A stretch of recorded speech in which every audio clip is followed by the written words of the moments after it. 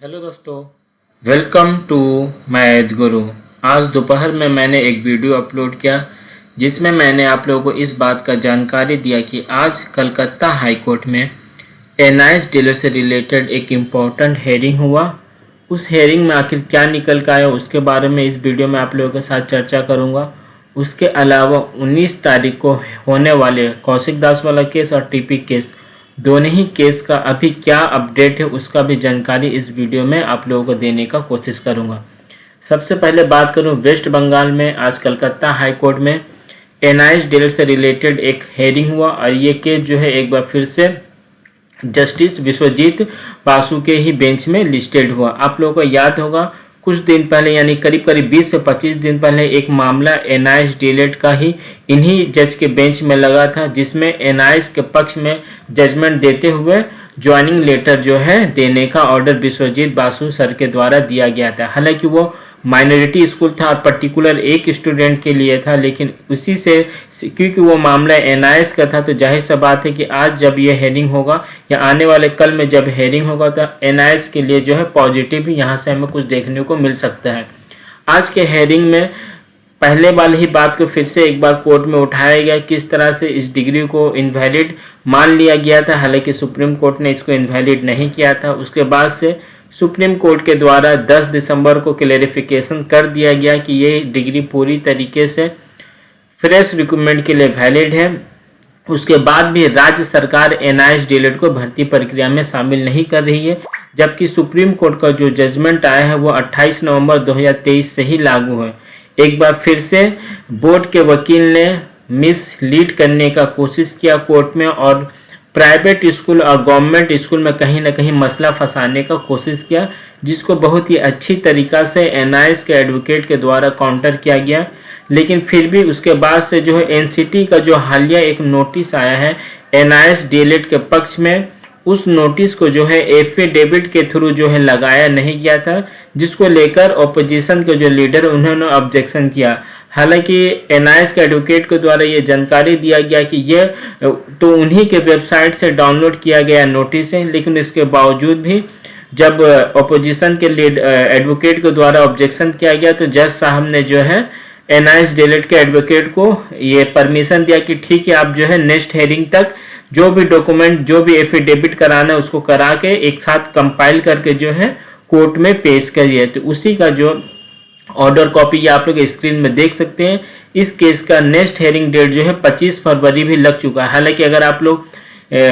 Petitioner का number या diary number से सर्च करिएगा तो फिलहाल जो है आपको ये नेक्स्ट डेट शो नहीं करेगा। यहाँ पे next date is not given लिखा हुआ है, लेकिन ऑर्डर कॉपी में यहाँ साफ साफ लिखा हुआ है कि इस केस का जो है नेक्स्ट हेयरिंग डेट 25 फरवरी को सप्लीमेंट्री लिस्ट में डाल दिया गया है। तो उम्मीद है 25 तारीख को यहाँ से एनआईएस डीलेट को कुछ पॉजिटिव रिजल्ट देखने को मिल सकता है, खास करके वेस्ट बंगाल के अभ्यर्थियों को जो एक लंबे समय से सुप्रीम कोर्ट का जजमेंट देने के बावजूद भी भर्ती प्रक्रिया से पूरी तरीक़ा से बाहर है। वहीं एक और इम्पॉर्टेंट केस जो कि वेस्ट बंगाल से ही रिलेटेड है, रुबैया खातून, उस केस का भी हेयरिंग जो है 27 तारीख को फिलहाल लिस्टेड दिखा रहा है। यानी 25 फरवरी और 27 फरवरी दोनों ही दिन जो है एनआईएस डीलेट का मामला कलकत्ता हाई कोर्ट में हमें देखने को मिल सकता है।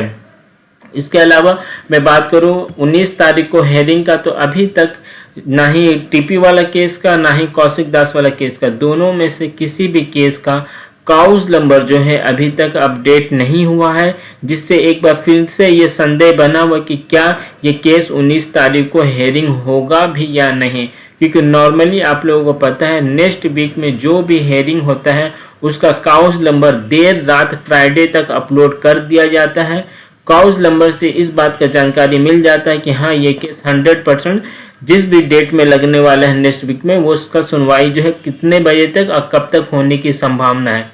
मैं बात करूँ दूसरा केस एक वेस्ट बंगाल से ही है, ओबीसी वाले मामले का, जिसका काउज नंबर जो है अपडेट कर दिया गया। इस केस का हेयरिंग 18 तारीख को काउज नंबर 8 पे होगा। हालांकि ये भी काफ़ी इम्पोर्टेंट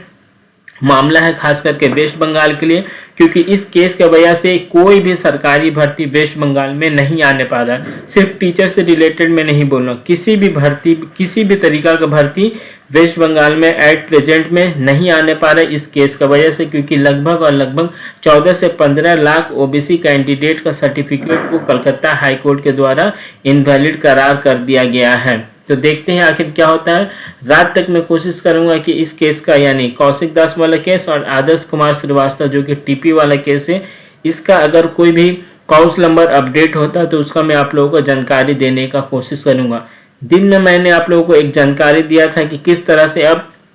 जो राज्य सुप्रीम कोर्ट का ऑर्डर को नहीं मान रहे हैं उसके लिए अब जो है कंटेम्प्ट ऑफ कोर्ट लगाना जो है मनदीप कालेरा सर के द्वारा चालू कर दिया गया, जिसमें पहला केस हमें उत्तराखंड का देखने को मिला। मैंने दिन में ही आप लोगों को जानकारी दे दिया था कि अब उत्तराखंड सरकार के ऊपर कंटेम्प्ट ऑफ कोर्ट का नोटिस जो है उसको भेज दिया गया है, क्योंकि लगातार सुप्रीम कोर्ट के द्वारा हो या हाई कोर्ट के द्वारा, दोनों ही के द्वारा क्लेरिफिकेशन देने के बावजूद भी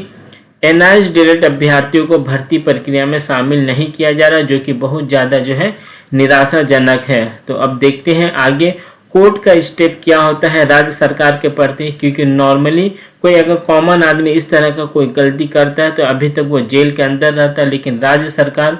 अड़ी हुई है अपने बातों को लेकर। एक और मैटर मैंने इसी से रिलेटेड, यानी एजुकेशन से ही रिलेटेड आप लोगों को सुबह में एक वीडियो अपलोड किया था, जिसमें मैंने दिखाया था किस तरह से केवीएस जो है दिल्ली हाई कोर्ट का जजमेंट को नहीं मानी। 6 महीना हो जाने के बावजूद भी जो स्पेशल एजुकेटर रिक्रूटमेंट करने का ऑर्डर दिया गया था दिल्ली हाई कोर्ट के द्वारा, उसको अभी तक पूरा नहीं किया गया है। तो इससे ये सीख मिलता है कि सरकार हो या कोई भी संस्था हो, अगर वो नहीं चाहती है किसी चीज़ को करना तो वो कोर्ट का ऑर्डर भी आ जाने के बाद वो अपने बातों पे अड़ी रहती है। अब कोर्ट उनको किस तरह से अपनी बात को मनवाता है ये देखना काफ़ी इंटरेस्टिंग होगा। खास करके वो स्पेशल एजुकेटर वाला जो मामला है उस पर मैं नज़र बनाए हूँ कि आखिर कोर्ट का क्या स्टेप होता है, क्योंकि कहीं ना कहीं आने वाले कल में अगर उत्तराखंड सरकार या अन्य सरकार एनआईएस डायरेक्ट को ऑनगोइंग भर्ती में शामिल नहीं करता है तो इसी तरीका का कोई ना कोई स्टेप हमें